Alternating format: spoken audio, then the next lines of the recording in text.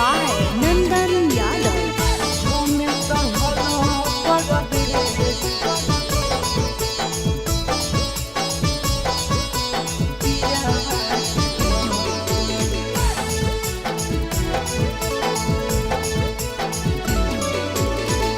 हमें तो हलो परदेश के पगली छोड़ी गेले पियावा के घर।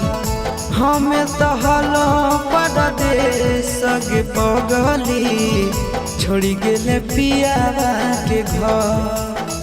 तनी को न कहले हमर आवे के सवाल, तनी को न कहले हमर आवे के सवाल।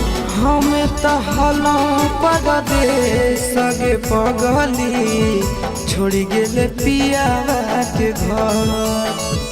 हमें तो हलो परदेश के पगली छोड़ी गेले पियावा के घर।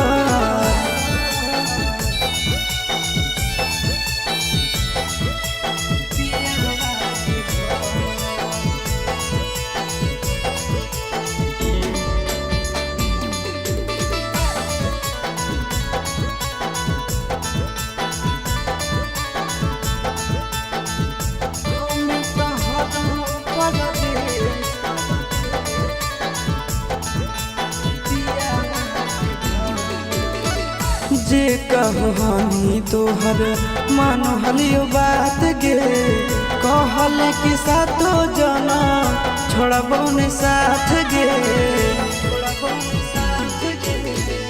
जे कहनी तोहर मान हलियो बात गे, कहल कि सातो जना छोड़बो ने साथ गे। कैसे नहीं अइलो तोरा याद गे हमार, कैसे नहीं अइलो तोरा याद गे हमार। हमें तो हलो परदेश के पगली छोड़ी गेले पियावा के घर। हमें तो हलो परदेश के पगली छोड़ी गेले पियावा के घर।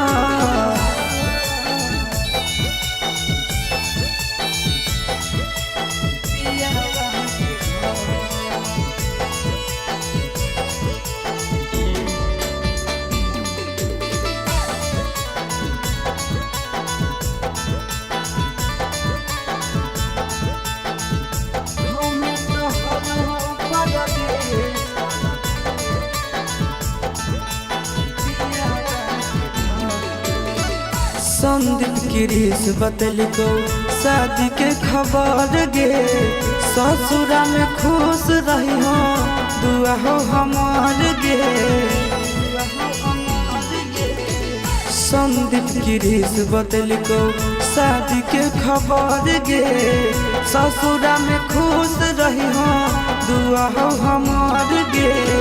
तोरा बिना घुट घुट आशीष जइतो गे मोहन, तोरा बिना घुट घुट आशीष जइतो गे मोहन।